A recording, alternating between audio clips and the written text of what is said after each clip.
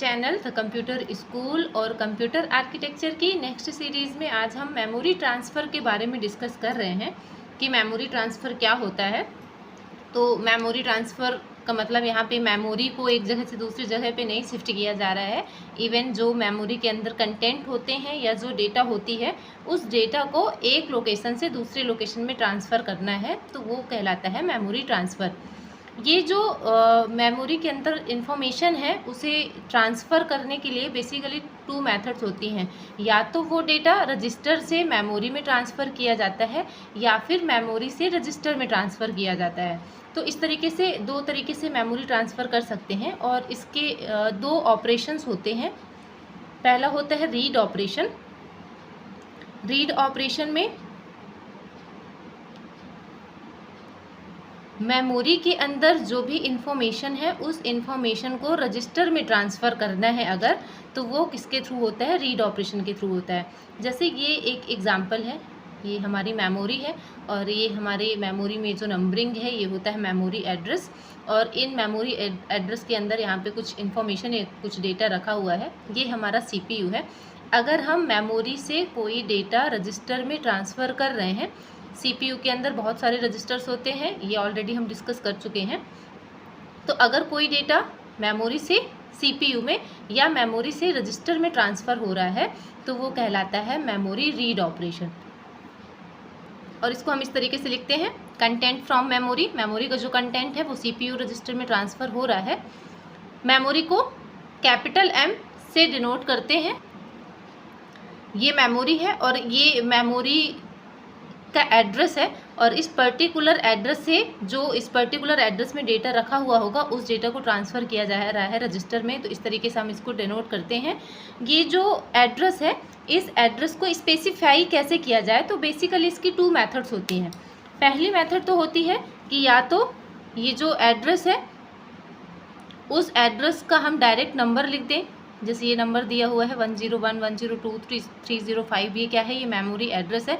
तो ये एक फर्स्ट मेथड होती है कि या तो उस एड्रेस की जो रियल वैल्यू है, ये रियल वैल्यू है, या तो हम उन वैल्यू को लिख दें तो भी हम इस एड्रेस को स्पेसिफाई कर सकते हैं। या फिर सेकंड मेथड होती है कि ये जो एड्रेस है इस एड्रेस को हम किसी दूसरे रजिस्टर में स्टोर करा दें और फिर उस रजिस्टर का नाम लिख दें।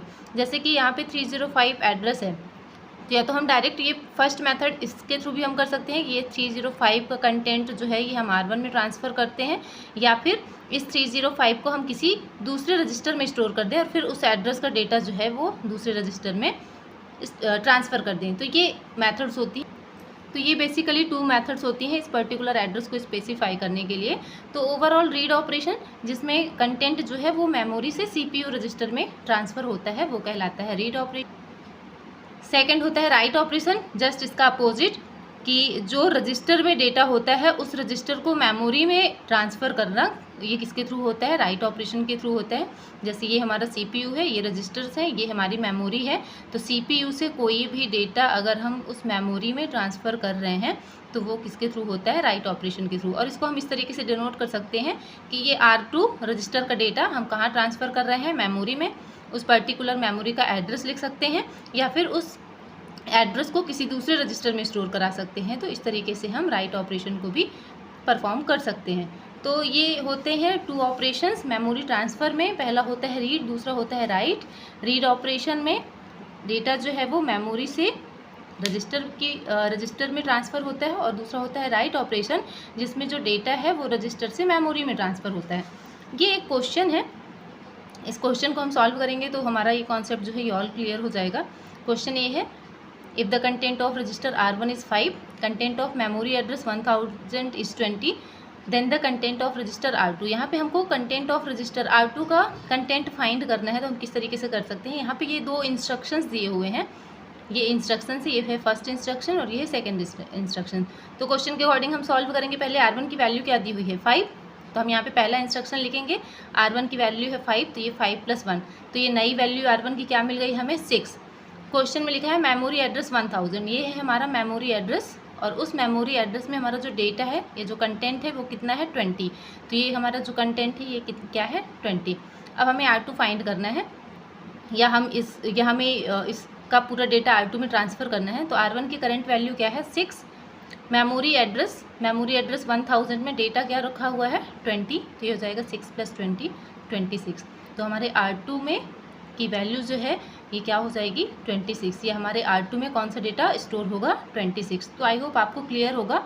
अगर आपको समझ आया है तो आप इस क्वेश्चन को सॉल्व कर सकते हैं। सेम इसी तरीके से है जिस तरीके से हमने अभी ये प्रीवियस क्वेश्चन किया है। यहाँ पे कुछ इंस्ट्रक्शंस दिए हुए हैं। यहाँ पे आपको 4 इंस्ट्रक्शंस दिए हुए हैं।